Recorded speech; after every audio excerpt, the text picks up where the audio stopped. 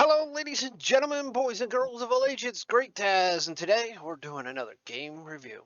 But before we get this game review, it's a little thing that we know here. There's at Great Tanks Gaming is my big things are World of Tanks and Minecraft. And I've done a few mobile game reviews. I've done a few game reviews, and I got a little bit of this and a little bit of that. Got some Elite Dangerous on the channel. But today, in the game review, it's going to be a combination of two things that I do on this channel. So let's get into it, shall we?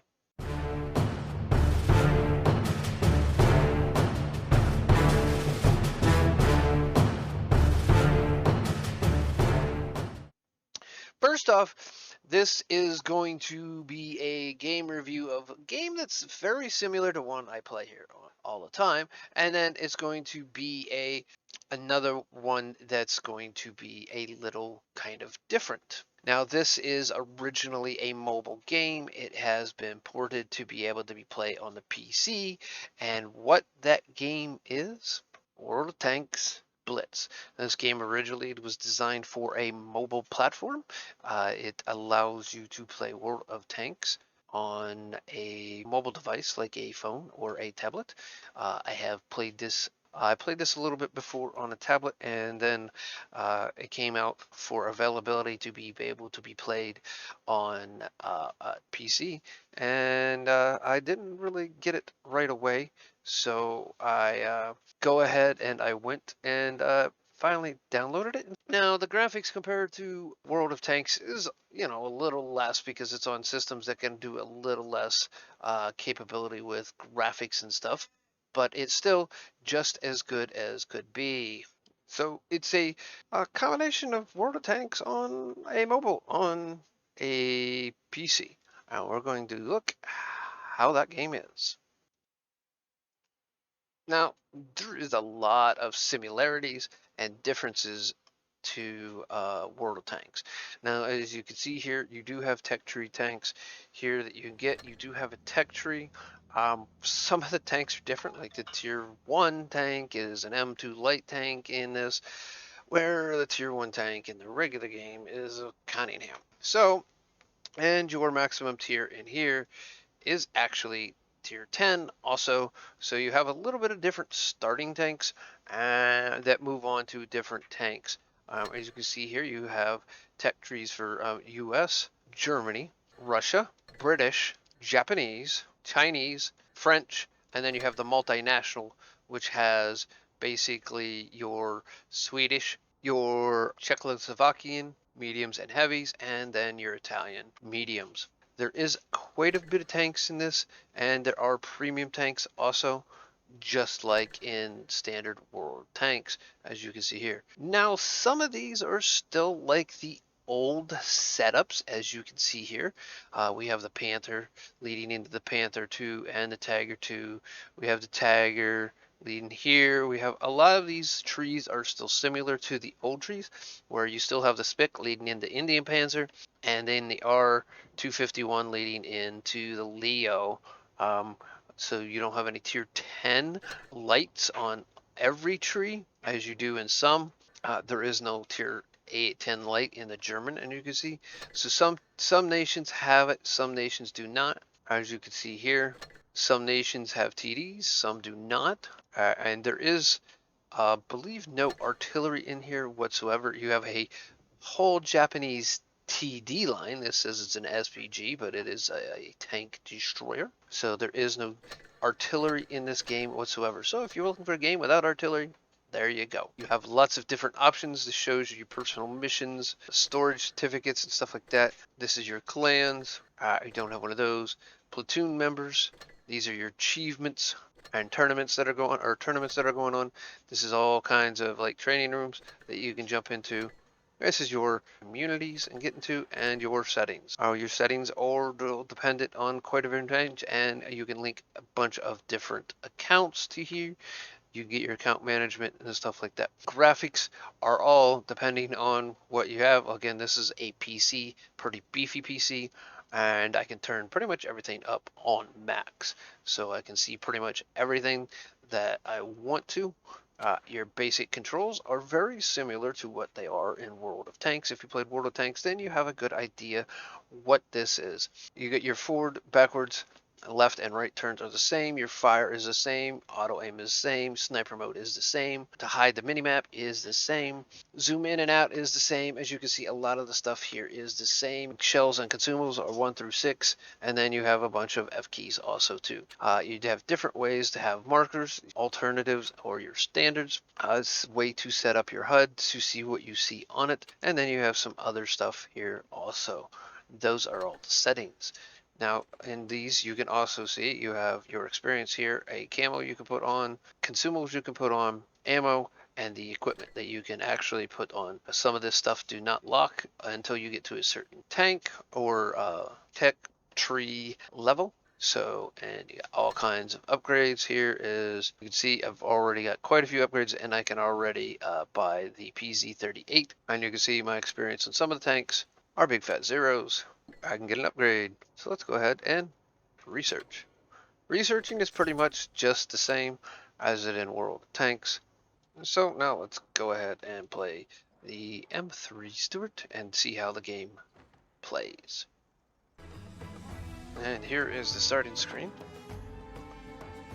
So we'll see how this plays different. Now some of the stuff that's set up on this is still set up for, like, if it's a mobile device, and you can change those in the settings. Like if you push in a direction, it'll give you these arrows to show you the direction you're moving. As you can see, turning, and then backing up and turning.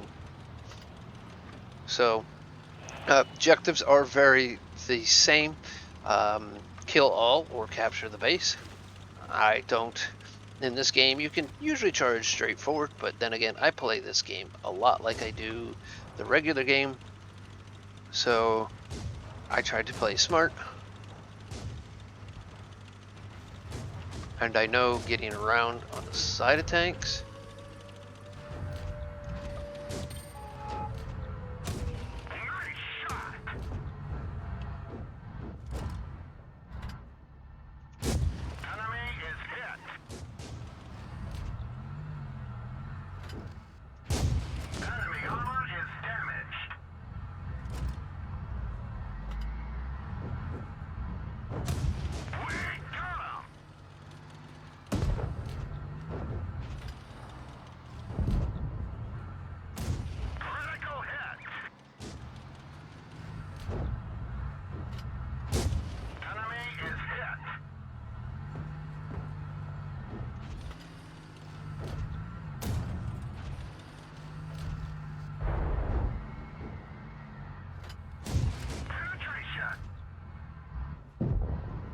You can see the controls.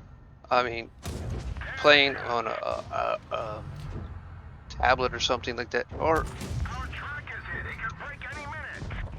Enemy armor is damaged. Punched right through their armor. and there you can see the destruction of an enemy tank, just like that.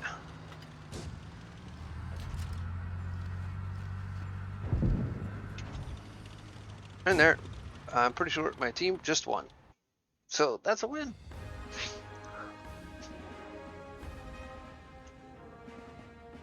And this is the victory screen.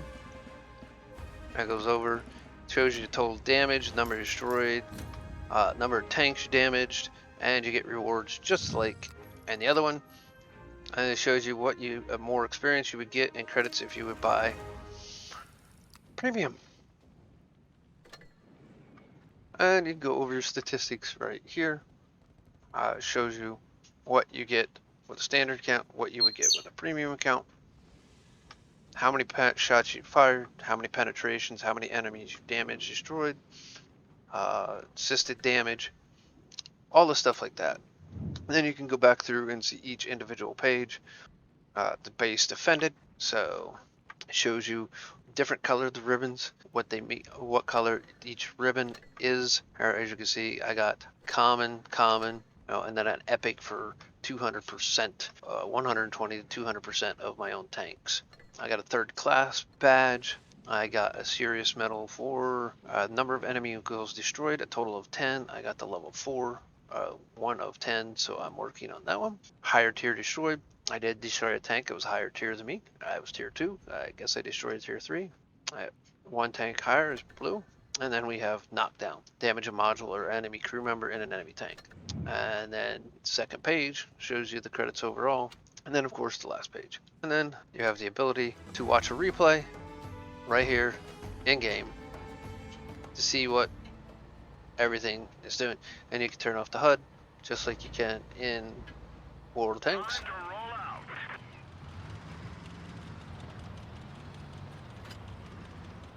You can see I've shown here all the little stuff that I did. But we don't need to watch that because we don't need to see me play the battle again. Sam, this tells you type of battle in the bottom left corner. Tells you type of battle, regular battle. It was an encounter. There is a replay. It tells you Desert Sands Town. It was the name of the town and when it was played at. And then again, in the bottom right hand corner, it shows you that.